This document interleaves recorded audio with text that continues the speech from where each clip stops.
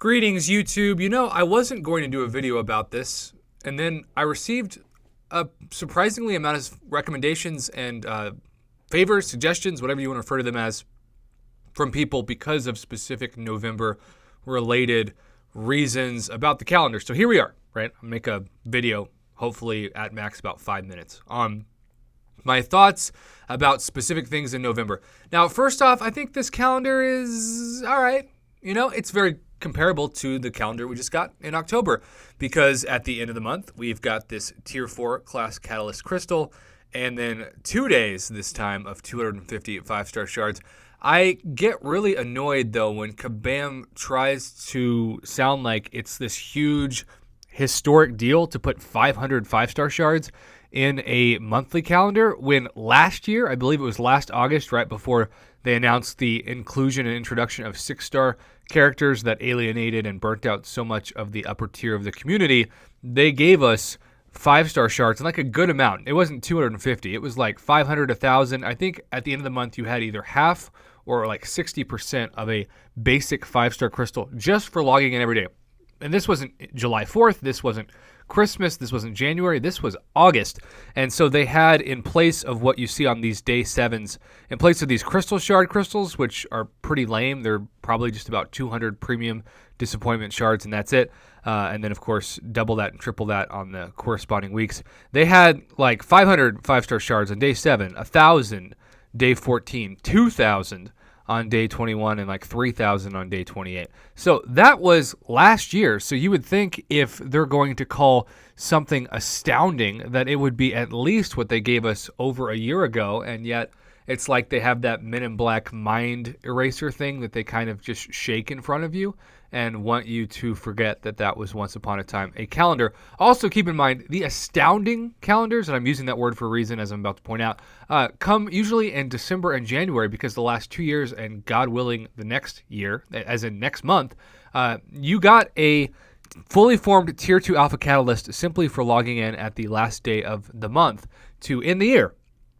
I hope that Kabam has not taken that away next month. So if you are someone who is only one Tier 2 Alpha Catalyst, like me, away from taking your next 5-star to rank 5, or 5-star to rank 4, or maybe even 6-star to rank 2, it is going to be a great couple of months for you in December and maybe even January, since they gave us back-to-back months last year of Tier 2 Alphas before they went back to the standard fare of, at the end of the month, a Tier 4 basic Catalyst. Now, I use the word astounding because it is a direct quote, not from me, but from the Kabam higher-ups themselves, because an astounding November calendar awaits. Now, astounding to me means historic, and this is not the case for the calendar, as we just addressed. But there is something new that might be worth being excited about, because as the champion, and I call him Aegon, I don't know if I'm pronouncing that right. It's really interesting that they've combined the A and the E into his own spelling of a name. It's not so much to create a new champion from scratch as it is to change the alphabet. We're rewarding those who check in daily to face our challenges with special additions to our login calendar. So the challenges, it sounds like, from what people have told me, that they're interpreting this as a daily challenge. I have seen no specifics regarding this. I don't know if there's going to be a daily login. It would be really cool, right, if you had to beat one champion a day, and maybe you could only bring in one hero. It was just a one-on-one. It was Dragon Ball Z style, fight to the death. And if you beat that champion, maybe you were awarded a crystal that's kind of a slimmed down version of the Labs crystal that we've gotten this month, where you have a chance for maybe some tier 1 alpha, or some tier 4 class catalyst fragments, or tier 4 basic catalyst fragments.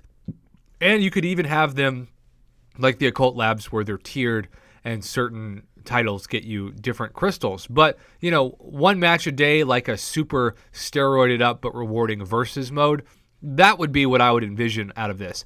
What's really, really funny about this post, and I don't know if Kabam meant to do this intentionally or not, but they tell you that we've got rewards such as a 3-star domino. Now, they always say a 3-star with a rare chance at a 4-star, and I've only known like 2 people to get that in their entire time playing this game. I have never gotten anything but a 3-star. But this one, it's like, yeah, we're just going to give you a 3-star. We're not even going to give you the illusion of the .000000000000000 1% chance to get the 4-star. So kind of funny. I chuckled at that. That might just be a typo on their end. But hey, looks like we've hit that 5-minute mark. I am going to end this video. So those are my thoughts on what could be daily challenges, or maybe they just made a typo and there's no new challenges other than the challenge of logging in every day and collecting a reward. Who knows? We'll get more information on that soon. But the November calendar, it's not astounding. It's just, okay.